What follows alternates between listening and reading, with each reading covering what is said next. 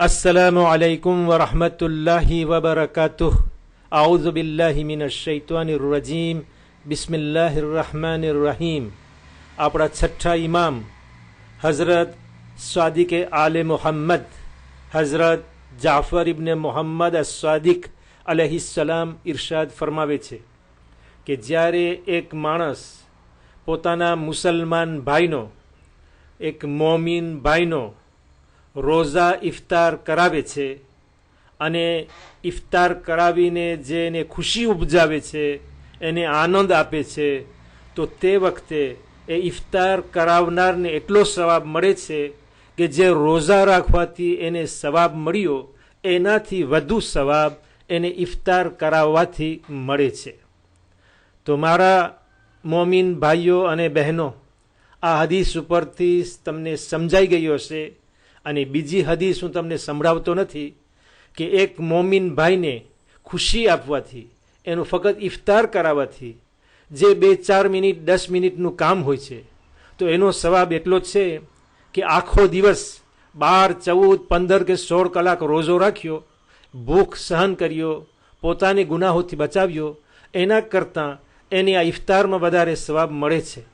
તો જ્યારે કોઈ મોમીન ભાઈ બીજા મોમીન ભાઈને દુઃખ આપતો હશે, ગમે તે રીતે હોય, એને તંગ કરતો હશે, તકલીફ આપતો હશે, એના રસ્તામાં આડો થઈને મુસીબત બનતો હશે, તો વિચાર કરો કે એને કેટલો ગુનાહ થતો હશે, કેટલો એ અઝાબનો હકદાર બનતો હશે। બસ આ હદીસ જે ઇફતારની આવી, જે રોઝા ખોલાવવાની આવી, તો એ હદીસથી લઈને આજના પ્રોગ્રામનો ઇફતાર એની શરૂઆત હું આ હદીસથી કરું છું।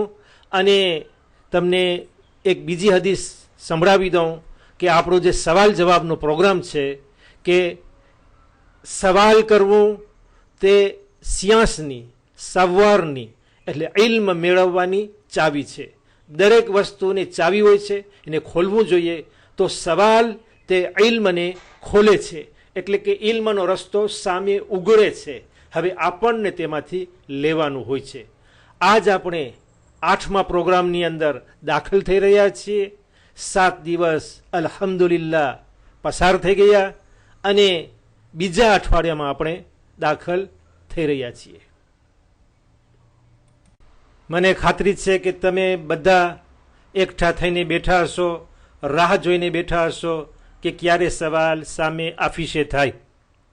તમે એને ઉસૂલ દીનનો સવાલ કહો, તારીખનો, ઇતિહાસનો સવાલ કહો, જે કહો, પણ અરબી શબ્દો, અમુક શબ્દો એવા હોય છે કે જે આપણે અવારનવાર બોલતા હોઈએ, તો એનો તર્જુમો જો આપણને માલુમ હોય તો વધારે સારું, અને સમજીને આપણે બોલતા હોય એમાં મીઠાશ હોય।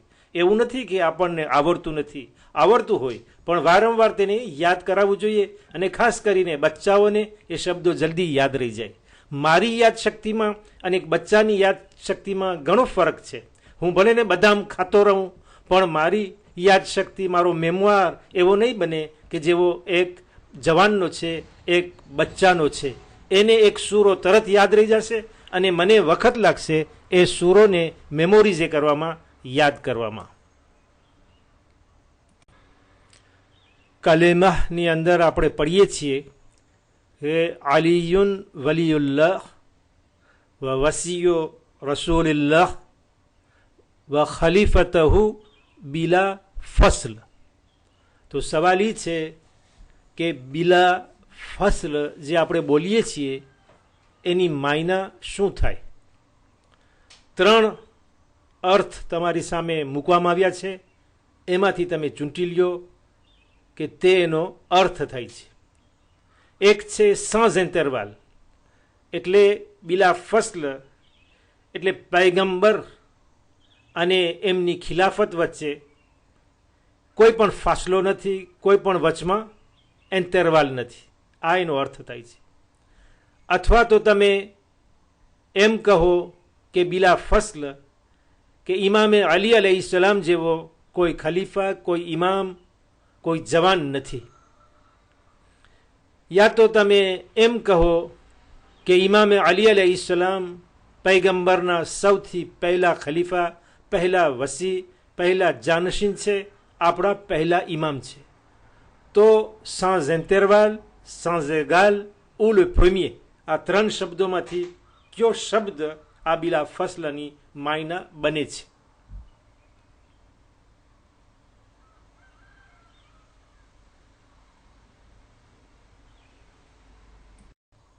એ વાત સાચી છે કે ઇમામ અલી અલૈહિસ્સલામ સૌથી પહેલા ઇમામ છે, પહેલા ખલીફા છે, પહેલા વસી અને જાનશીન છે. બરાબર છે કે એના જેવો કોઈ નથી. એ વસીઓના સરદાર છે, ઇમામોના બાપ છે, અમીરુલ મોમિનીન કહેતા મોમિનોના અમીર અને સરદાર છે.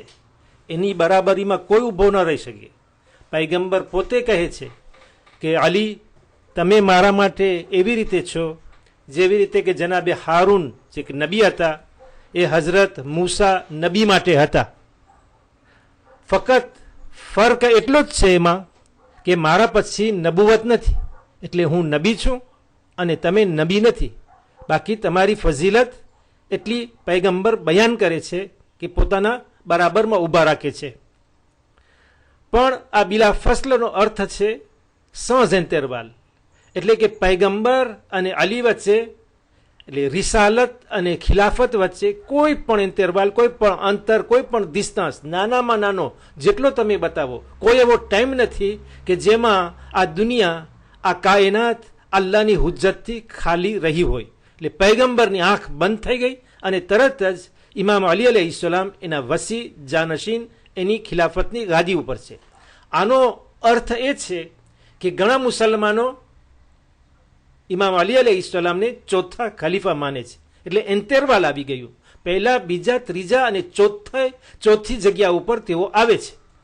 તો કહેવાનું એ છે કે નહીં, એ બરાબર નથી, કારણ કે એની વચ્ચે કોઈ અંતર, કોઈ ફાસલો, કોઈ ડિસ્ટન્સ નથી. પૈગંબર પછી તરત જ ઇમામે અલી એમના ખલીફા, જાનશીન, વસી, એના ગાદી વારસ છે.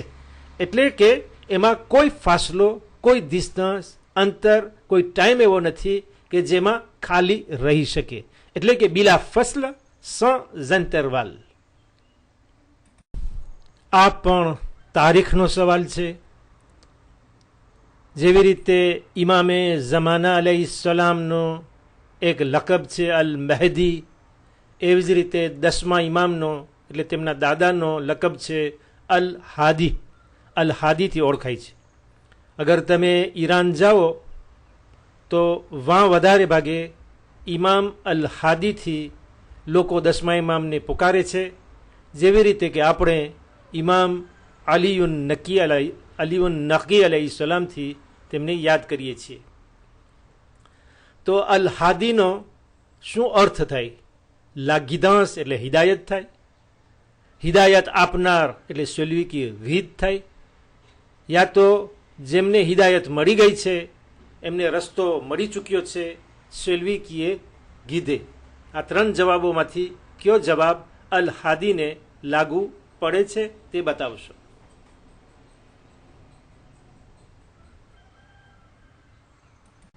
આમાં તમને હું વિચાર કરવાનો વધુ ટાઈમ આપતો નથી, કારણ કે ગઈકાલે જ તેનો જવાબ તમને મળી ગયો હતો. ગઈકાલ ઇમામ અલ મહેદી ઉપર સવાલ થયો હતો. તેમાં મેં તમને બતાવ્યું હતું કે હાદી એટલે હિદાયત કરનાર. તો સામે જે જવાબ છે પેટી બે, તે અલ હાદીના માયના થાય છે. બે સવાલ થઈ ગયા, આપણે ત્રીજા સવાલમાં આવીએ છીએ. ઘણી વખત એવા માણસો તમને મળશે કે એની જબાન ઉપર ખરાબ વાત સિવાય કાંઈ નહીં હોય. જ્યારે મુલાકાત થાય તો બીજાની બુરાઈ જ બયાન કરશે. કોઈ જો સારું કામ કર્યું હોય તો એ બતાવશે નહીં, એનું જિકર પણ નહીં કરે. અને કોઈથી અગર કોઈ નાની બુરાઈ, ખરાબી થઈ ગઈ હશે તો એને એકદમ મોટી કરીને આપણી સામે રજૂ કરશે. જેવી રીતે કે આપણે લેબોરેટરીની અંદર જઈએ લોહીનું એનાલિઝ કરાવવાને, તો લોહીનો લાલ રંગ સિવાય આપણને કાંઈ ન દેખાય, પણ એ જોવાવાળાને લેબોરેટરીને એ દેખાતું હોય કે અંદરમાં શું શું બીમારી છે, કારણ કે એની સામે એવો કાચ હોય કે જે એ મિક્રોબને મોટું કરીને બતાવે. તો એ જ પ્રમાણે હલકા માણસો એવા ચશ્મા ચરાવે છે કે નાની નાની બુરાઈઓ કે જે કોઈને ન દેખાતી હોય એને એકદમ મોટી દેખાતી હોય. એટલે કે એની આદતમાં એવું હોય. જેવી રીતે કે એમ માણસો કહે છે, મને તો ધ્યાન નથી પણ એમ સાંભળ્યું છે કે જે લોકો ગાંજો ફૂંકતા હોય છે એને મોટી ચીજ નાની દેખાતી હોય, એટલે મોટી મોટી વસ્તુઓ એની સામે એકદમ નાની થઈ જાય અને પોતે એકદમ જોરાતો, મજબૂત અને ઊંચો દેખાતો હોય. હવે હલકા માણસ એવા છે કે નાની વસ્તુઓ એની સામે મોટી દેખાતી હોય અથવા તો મોટી કરીને આપણને બતાવે.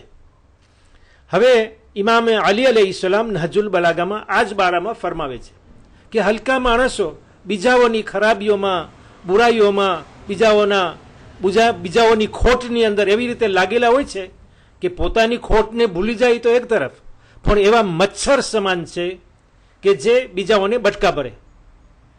એટલે કે મચ્છરનું કામ કાટવાનું હોય છે, હાથ ઉપર આવીને બેસે અને આપણો લોહી ચૂસી જાય. ઘણી વખત આપણે બોલીએ છીએ ને કે આ માણસ મારું લોહી પીએ છે, તો હકીકતમાં એ મચ્છરની જેમ લોહી પીતા હોય છે. યા તો ઇમામ અલી એ શબ્દો નથી કહ્યા, બીજા શબ્દો કહ્યા છે જે સામે છે કે એ લોકો એવી માખી જેવા છે કે જે ખરાબ વસ્તુ, સડેલી વસ્તુ, બગડેલી વસ્તુ ઉપર માખી બેસતી હોય.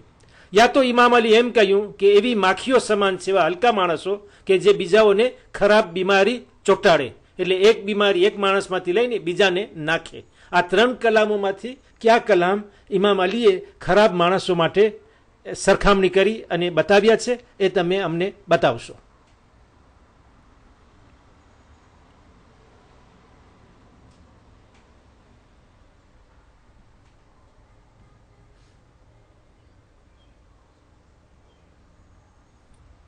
અગર નહજુલ બલાગા ફ્રેન્ચીમાં તમારી સામે મોજૂદ હોય અથવા તો તમે ઉગાડીને જોઈ લીધા હોય, લા વોix de l'éloquence એના પાજ 707ની અંદર 500 એટલે કે ઇમામ અલી અલૈહિસ્સલામના બોધ વચનો, હદીસો, કલામો છે, એનો ન્યુમેરો 49 છે, 49 નંબર, એની અંદર તમને આ હદીસ મળી આવશે. ઇમામ અલી અલૈહિસ્સલામ હલકા માણસો કે જે બીજાઓના એબ ગોતતા હોય, બીજાઓને ખરાબીમાં લાગેલા હોય, માં ચોટેલા હોય, એ લોકો હંમેશા પોતાને ભૂલી જાય છે. એ એવી માખી સમાન છે કે જે ખરાબ જગ્યા ઉપર બેસતી હોય, જે સડેલા ફ્રૂટ ઉપર, બગડેલા ખાવાની વસ્તુઓ ઉપર બેસતી હોય. હવે અગર જો કે એ શબ્દો મને અહીંયા બોલવા શોભે નહીં, તમે મોહતરમ ઇજ્જતવાળા માણસો બેઠા છો, એની સામે કેમ આ શબ્દો બોલું, પણ છતાં હું બોલું છું કારણ કે તમારી બાજુમાં નાના નાના બચ્ચાઓ છે અને બચ્ચાઓને એ વાત જલ્દી યાદ રહી જાય. કાલે મારા કરતાં એ લોકોને વધારે બોલવાનું છે, એ લોકોને તબલીગ કરવાની છે, તો ઇમામવાડામાં આવીને આપણી સામે કેમ તબલીગ કરશે, તો એ લોકોને યાદ રહી જાય અને માખીને જોઈને મને યાદ કરતા રહે. તો હું કહું છું કે માખીનું કામ એ હોય કે ગુના પોદળા ઉપર બેસતી હોય. હવે આપણે ચોથા સવાલમાં આવ્યા. ફિકનો મસાઇલનો સવાલ છે. પૂછવામાં આવી રહ્યું છે કે મોઢાની અંદર લાગી ગયું અથવા તો મોઢાનાથી આપણે એક દાંત કઢાવ્યા અને અંદરમાં લોહી નીકળે છે, તો લોહીનું કેવી રીતે કરવું? જેમ થૂક ફેંકીએ છીએ એવી રીતે લોહીને ફેંકી દેવું યા તો લોહીને ઉતારી જવું, કંઈ વાંધો નથી.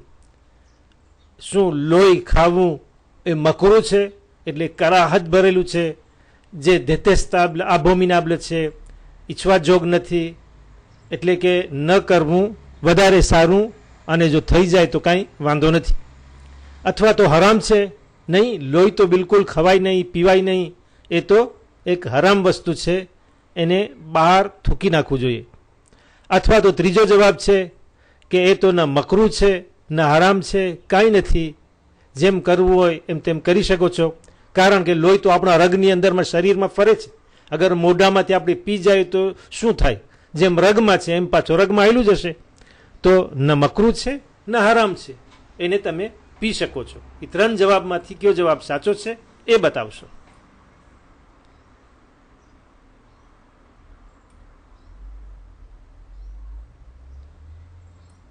લોહીનો રંગ લાલ હોય છે, ફેરુઝ જે એંતરદી એ પણ લાલ હોય છે.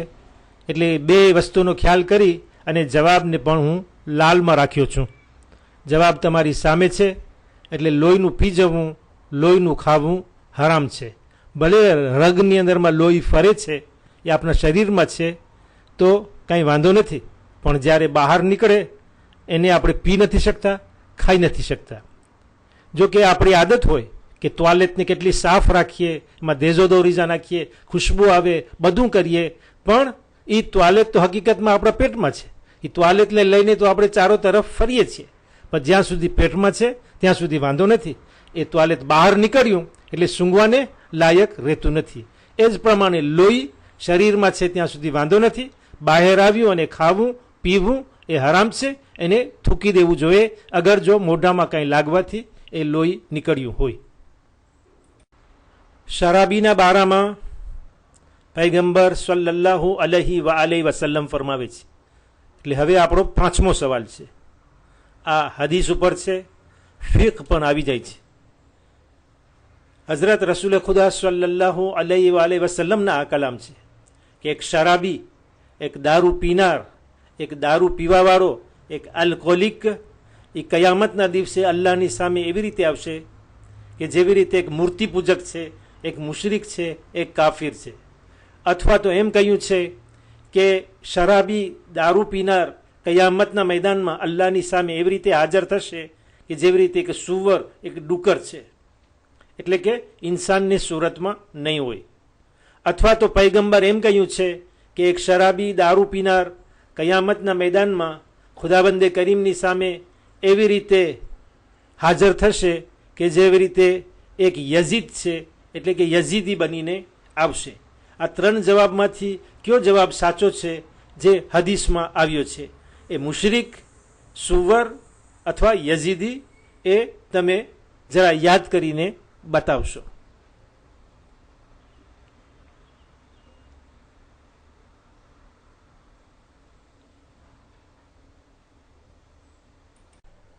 જવાબ તમારી સામે છે. હઝરત રસૂલ અકરમ સલ્લલ્લાહુ અલૈહિ વસલ્લમે ફરમાવ્યું છે કે એક દારૂડિયો, દારૂ પીનાર, એક શરાબી, એક આલ્કોહોલિક કયામતના દિવસે અલ્લાહની સામે એવી રીતે હાજર થશે કે જેવી રીતે એક કાફિર છે, એક મુશરિક છે. એમાં કોઈ જાતનો ફરક નહીં હોય. એક બુત પરસ્તની અંદર અને એક દારૂડિયાની વચ્ચે.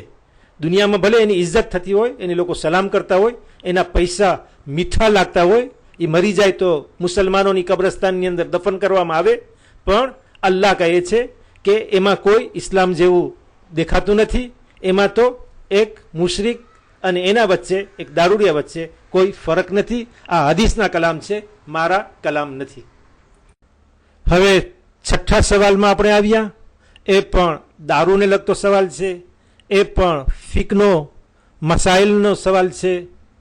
તમારી સામે છે એ સવાલ કે એક ટેબલ ઉપર જ્યાં શરાબ પીવામાં આવી રહ્યું છે, દારૂ પીવામાં આવી રહ્યું છે, અથવા એવી વસ્તુ હોય કે જે નશો આપે, તો એ ટેબલ ઉપર શું આપણે બેસીને આપણે આપણું જ્યુ પી શકીએ છીએ, આપણું ખાવાનું લઈ શકીએ છીએ?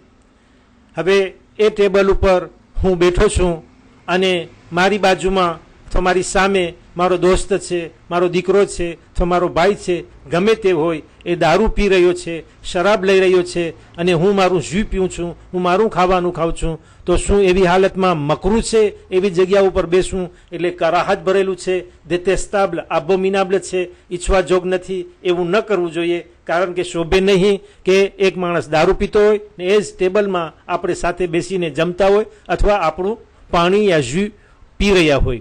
યા તો હું જે આ કરી રહ્યો છું તે હરામ ભરેલું છે, એવું ન થવું જોઈએ. એ જગ્યામાં આવવું મનાઈ નથી, પણ હું બીજા ટેબલમાં બેસી જાઉં, એ ટેબલમાં ન બેસું. ગમે તેવો રિલેશન હોય માણસ સાથે, પણ હરામ એટલે હરામ છે, અલ્લાહની નાફરમાની થઈ રહી છે, તો હું એ જગ્યામાં આવું છું, પણ બીજા ટેબલ ઉપર બેસું છું. ભલે કોઈ કડક બોલવાવાળો હોય તો એમ કહે તો એ તો એના પૈસા કાઢશે, ક્યાં મારા પૈસા જાય છે, એ એની કબ્રમાં જશે, એ મારા કબ્રમાં પોતે નહીં આવે, હું એની કબ્રમાં નહીં જાઉં. તો સૌ પોતાનું કામ કરી રહ્યા છે, જે જેવું વાવે એવું લણશે, તો મને લાગે ને વળગે, તો હરામ નથી અથવા તો મકરૂહ પણ નથી. એટલે તમે એનો જવાબ આપો 3માંથી, યા તો મકરૂહ છે, યા હરામ છે, યા તો મકરૂહ અથવા હરામ નથી. એ જવાબ તમે આપશો.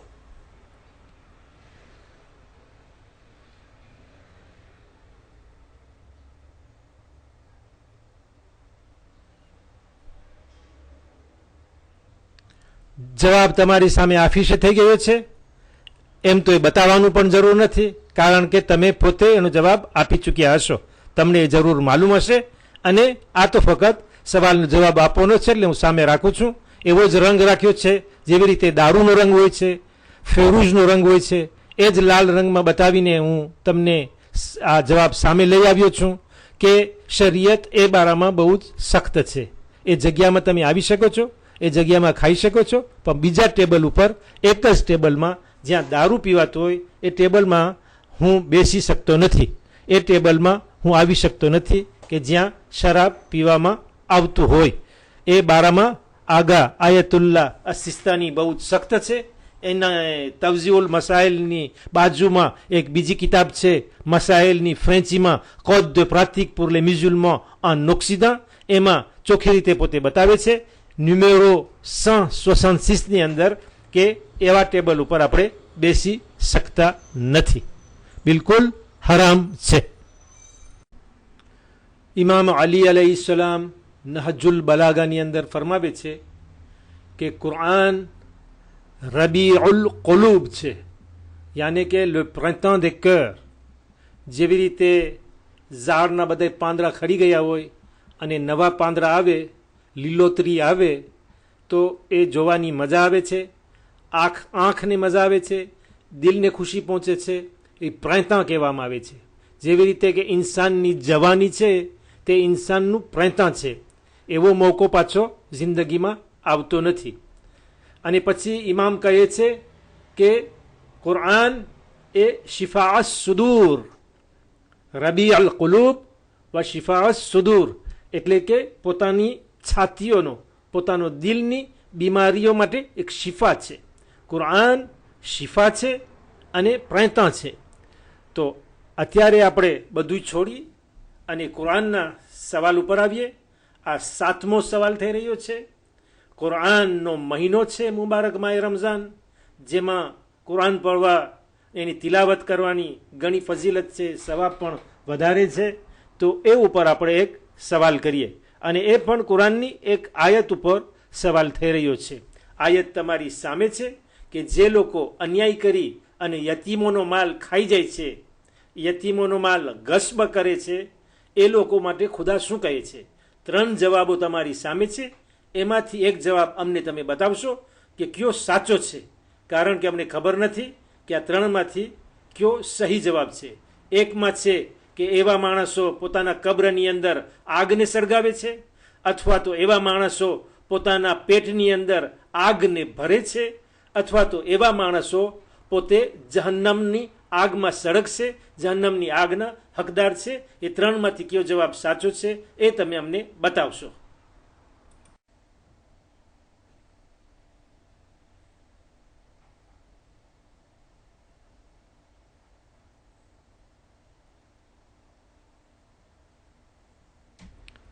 અગર તમને એ આયતનો જવાબ મળી ગયો હોય તો ખરેખર વખાણને પાત્ર છે. તમારા ઇલ્મની સામે હું મારું માથું ઝુકાવું છું. મને તો એનો જવાબ માલુમ નહીં હતો. તમે અગર ન બતાવી શકો તો તાબલોમાં સામે આફીસે છે. તમને અને મને, આપણે બંનેને એનો ઇલ્મ મળશે. ખુદા કહી રહ્યો છે કે જે લોકો અન્યાય કરીને, બેઇન્સાફીતે, ખોટી રીતે દબાવીને કોઈ પણ રીતે એ યતીમોનો માલ ખાઈ જાય છે, બીજાઓનો, પૈસાવાળાનો, ગરીબોનો, એ નથી, પણ અહીંયા કહેવામાં આવ્યો છે કે જે લોકો યતીમ છે, એ યતીમોનો માલ જે ખાઈ જાય છે, એ પણ અન્યાય કરીને, બેઇન્સાફીથી, વગર વાંકે, તો એ લોકો ભલે સારું સારું ખાતા હોય, સ્વાદિષ્ટ જમતા હોય, ખુશી કરતા હોય, હસતા હોય, મજા કરતા હોય, એના ટેબલ, એના સુફરાઓ ખાવાથી ભરેલા હોય, બીજાઓને પણ ખવડાવતા હોય, એ નિયતથી કે સવાબ મળે, પણ હકીકતમાં એ લોકો કાંઈ કરતા નથી. એ લોકો એના પેટમાં ખાવાનું ભરતા નથી, એની રોજી નથી ભરતા, પણ એના પેટમાં એક આગ ભરકાવે છે, એક આગ સળગાવે છે, જે એક દિવસ જરૂર જાહેર થઈને એ લોકોની સામે આવશે. 8મો સવાલ છે. કુરાનને છોડીને હવે માહે મુબારક રમઝાનના રોઝાઓને લગતો છે, કારણ કે જેવી રીતે માહે મુબારક રમઝાન કુરાનનો મહિનો છે, એવી રીતે ખાસ કરીને તો રોઝાનો તો મહિનો છે. તો રોઝાને લગતો એક સવાલ ન કરીએ તો એ બરાબર ન કહેવાય. હવે ફિકનો મસાઇલનો સવાલ છે કે મોઢામાં એકદમ થૂક ભેગી થઈ છે, ફેંકી દેવું બહેતર છે, બારે થૂકી નાખવું વધારે સારું, પણ હવે પેટમાં ઉતારી નાખ્યા, રોઝાની હાલત છે, તો શું એનાથી રોઝો બાતિલ થાય છે કે બાતિલ થતો નથી? બે જવાબ તમારી સામે છે, યા તો બાતિલ છે યા બાતિલ નથી. અથવા તો ત્રીજો જવાબ એ છે કે એક વખત વાંધો નથી, બે વખત વાંધો નથી, પણ અવારનવાર જો એમ કરવામાં આવે તો રોઝો બાતિલ થઈ જશે. કયો જવાબ સાચો છે એ બતાવશો. ઘણી વખત સાંજનો વખત હોય, 1-2 કલાકની રાહ જોવાતી હોય, અને આપણી માં હોય યા દીકરાઓની માં હોય, આપણી ઓલાદની માં હોય, એ અગર સમોસા કે કબાબ તરી રહી હોય તો મોઢામાં થૂક આવ્યા જ રાખતી હોય, તો તે વખતે થૂકની ફેંકી દેવું, યા તો પેટમાં ઉતરી જતું હોય, તો હવે રોઝો બાતિલ છે કે કેમ છે? અથવા તો આપણો બચ્ચાઓનો દાખલો લઈએ કે જે સ્કૂલમાં જતા હોય, વહાં દેખે કે એનો દોસ્ત સ્વિંગોમ ચાવી રહ્યો છે, તો પોતાની જીભ મોઢામાં ખોટી ખાલી ફરતી હોય, મોઢામાં સ્વિંગોમ ન હોય, થૂક આવ્યા જ કરતી હોય, તો કેમ કરે? થૂક પેટમાં ઉતરતી હોય, સ્કૂલના સાલની અંદરમાં થોડોક થૂક ફેંકવા જાય તો એ થૂક ઉગાડી જાય, તો શું એ રોઝો બાતિલ છે, બાતિલ નથી? અથવા તો શું જવાબ છે એ તમે આપશો.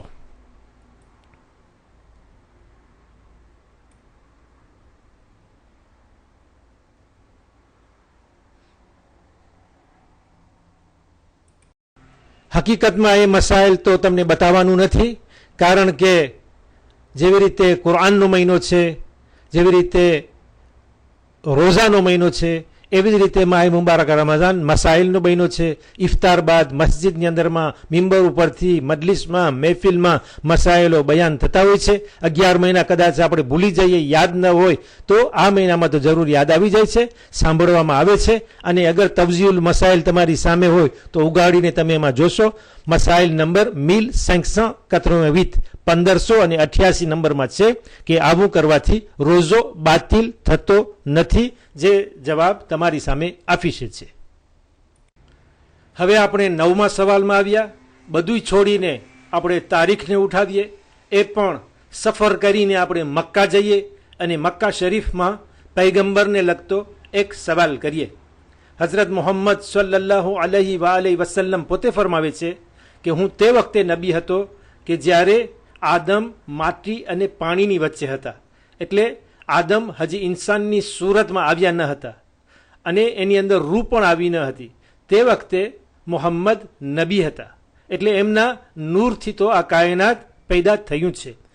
પછી તેઓ દુનિયામાં આવ્યા, એનો જન્મ થયો. તો પૈગંબર લગભગ 40 વર્ષ સુધી સબ્ર કરે છે.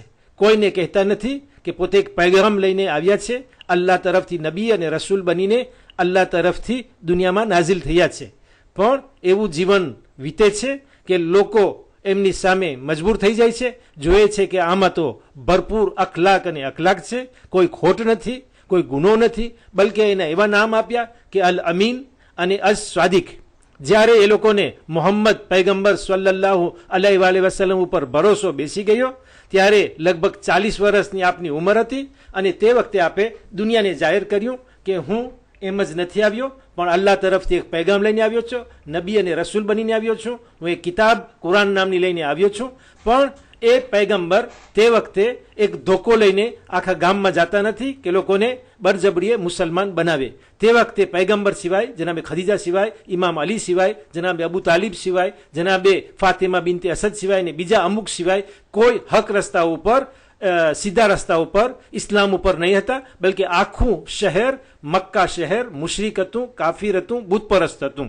તો પૈગંબર અમુક વખત પછી એ જાહેર કરે છે કે હું એક પૈગામ લઈને આવ્યો છું. તો જે ખામોશીની જિંદગી હતી, ચૂપકીદીની જિંદગી હતી, એ 3 વર્ષની હતી, યા 5 વર્ષની હતી, યા 7 વર્ષની, એ તમે બતાવો કે એ મુદ્દત પછી તેઓ ઓફિશિયલમાં લોકોને જાહેર કર્યું.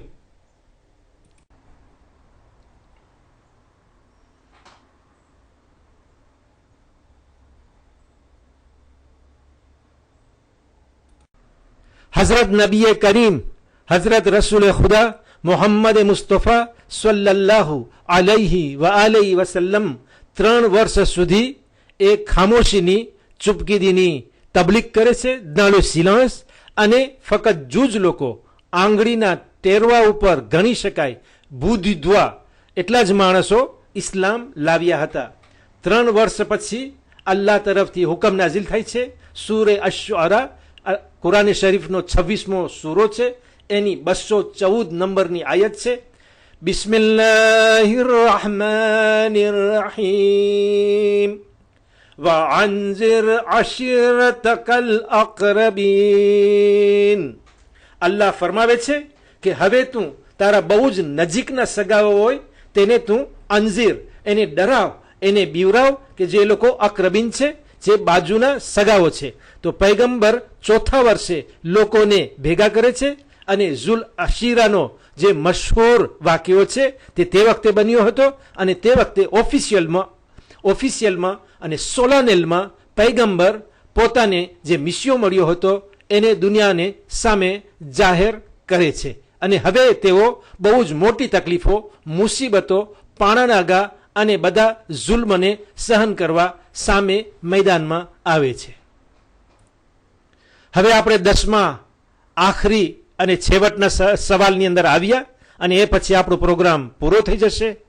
સવાલ છે આયતુલ્લાહિલ ઉઝમા અસ-સૈયદ અલી અલ હુસૈની અસ-સિસ્તાનીના બારામાં. હકીકતમાં એ આપણા લીડર છે, આપણા રહેબર છે, જેના મસાઇલ અને ફતવા પ્રમાણે આપણે ચાલીએ છીએ. એમની જોખમદારી અને જવાબદારી છે. તો હકીકતમાં આપણને અલ્લાહ પાસે તેમના માટે દુઆ કરવી જોઈએ.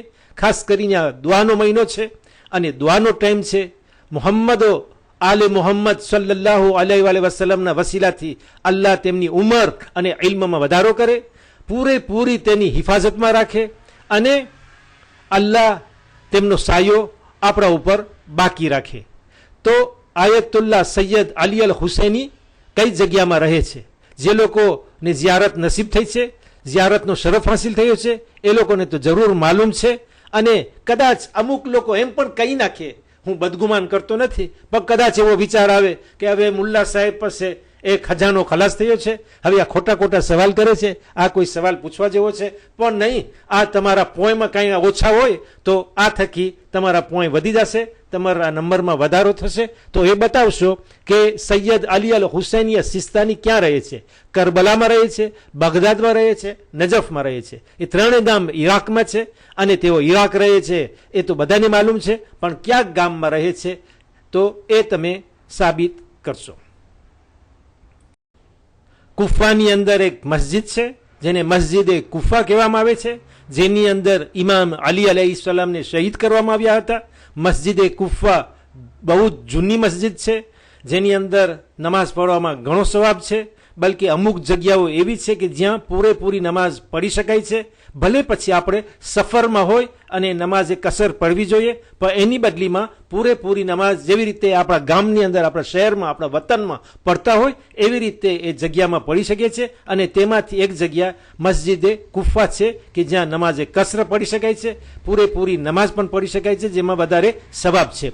તો જ્યારે ઇમામ અલી અલૈહિસ્સલામ શહીદ થઈ ગયા તો એને કુફાની બહાર લઈ ગયા અને વહાં તેમને દફન કરવામાં આવ્યા. એ જગાનું નામ નજફ છે. નજફ એ ઇલ્મનું સાંત્ર છે, મરકઝ છે અને ત્યાં આયતુલ્લાહ મરજાએ તકલીદ સૈયદ અલી અલ હુસૈની અસ-સિસ્તાની પોતાનું જીવન પસાર કરે છે, ત્યાં પોતે જીવે છે, ત્યાં પોતે પોતાનું મકાન અને પોતાની રહેવાની જગ્યા છે.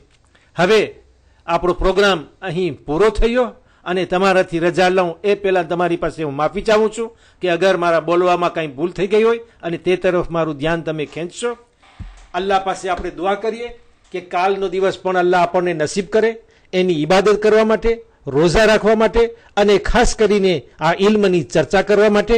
કારણ કે એક ઓરત પાસે દાગીના હોય, એ સોનાના દાગીના, અને તેને પોતે તેજુડીમાં રાખીને બંધ રાખીને મૂકી આપે તો શું કામ નથી? એ દુનિયાથી ચાલી જશે તો ફક્ત દોરું લિબાસ, એને કફન મળશે અને દાગીના તો પાછળ રહી જશે, કોઈ કામના નથી. તો એ જ પ્રમાણે આ ઇલ્મ છે, એવો ટ્રેઝોર છે, એવો ખજાનો છે કે જો એને બંધ રાખવામાં આવે તો કોઈ એનો ફાયદો નથી. એનો ફાયદો એ છે કે એને પહેરવામાં આવે, એટલે એને વાપરવામાં આવે, એને લોકો સામે પરતાશે કરવામાં આવે, વહેંચવામાં આવે કે જેથી વધારેમાં વધારે એનો ફાયદો થાય. ત્યાં સુધી કાલનો દિવસ આવે હું તમારી પાસે રજા લઉં છું અને અલ્લાહ પાસે દુઆ કરીને ખુદા હાફિઝ કહું છું. વ અલૈકુમ સલામ વ રહમતુલ્લાહિ વ બરકાતુહ.